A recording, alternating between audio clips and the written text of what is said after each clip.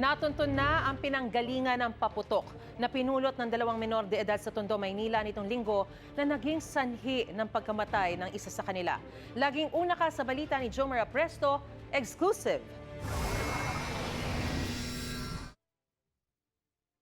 Pasado alas 8 ng gabi nitong December 28 nang mahagip sa CCTV ang 12 anyos na si Cesar Russell Sarmiento at kanyang kaibigan habang pasan-pasan ang napulot nilang paputok sa Abad Santos Avenue, corner A. Lorenzo Street sa Tondo, Maynila.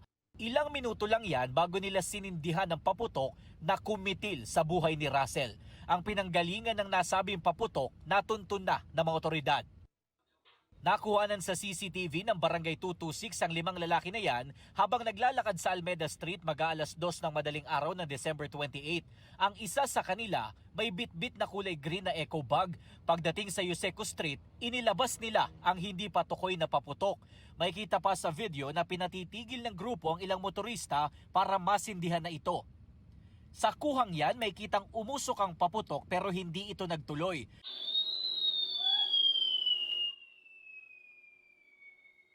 Maya-maya, kumuha ng tubig ang lalaking nagsindi nito at isinaboy sa kalsada. Makalipas ang 15 minuto, isang paputok ulit ang inilabas ng grupo.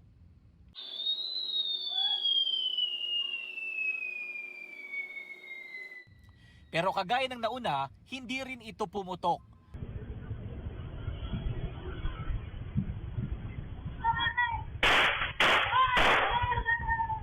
Lumipas ang mahigit 18 oras, makikita na sina Russell na nagpapaputok sa kaparehong lugar.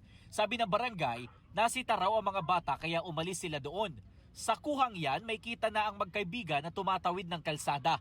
Huminto sila sa bangketa.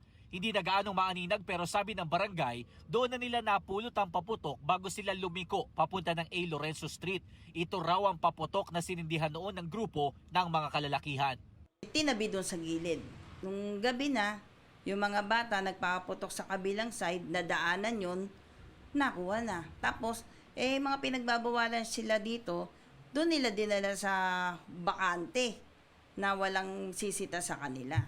Sabi ni Chairman Pulintan, residente roon ang ilan sa mga lalaki, pero ang may dala ng paputok, dayo lang daw. Sinasabi sila, barkada nila yun, nakapula, taga Bulacan daw po yun. Yun daw po yung may dala ng paputok para mag-try kung malakas. Kaso, hindi naman siya, pumutok. Nasabihan na raw ang mga lalaki na magtungo sa pulisya at magbigay ng salaysay. Nauna nang sinabi ng Manila Police District na posibleng managot ang mga taong nag-iwan ng paputok na ikinamatay ni Russell at ikinasugat ng kanyang kaibigan. Na-cremate na ang mga labi ng bata habang nakakonfine pa sa ospital ang kaibigan niya na 12 anyos din. May tama siya dito sa balikat eh. Tsaka yun nga, yung mata niya, pinagagaling pa. Kasi talaga medyo nasunog din. Tiniyak naman ng mga barangay sa lugar na mas paigtingin nila ang pagbabantay para maiwasan na ang ganitong klase ng insidente. Samantala, nitong December 27, umabot sa mahigit 350,000 pesos na halaga ng mga ilegal na paputok ang nakumpiska sa Divisoria ng mga tauhan ng Special Operations Unit ng MPD. Ito ang unang balita, Jomar Apresto para sa GMA Integrated News. Gusto mo bang mauna sa mga balita?